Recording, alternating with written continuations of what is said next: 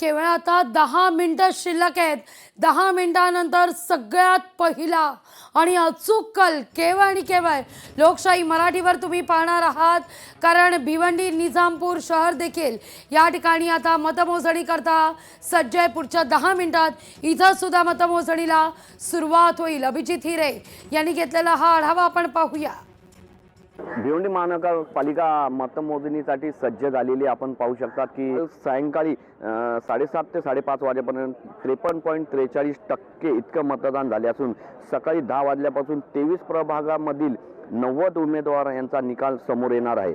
शहरातील एकूण 7.5 मतदान केंद्रात निकाल वेगवेगळ्या 5 प्रभाग मतमोजणी केंद्रावर होणार असून 5 मतमोजणी केंद्रावर 7 अधिकाऱ्यांची नेमणूक करण्यात आली आहे. कुठलाही अनुचित प्रकार घडू नये यासाठी मोठ्या प्रमाणात पोलीस बंदोबस्त देखील तैनात करण्यात आला आहे.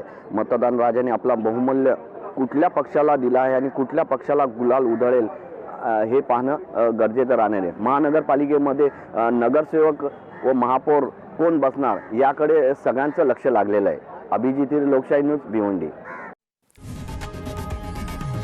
लोकशाही मराठी ऐका, पहा, जागरूक रहा.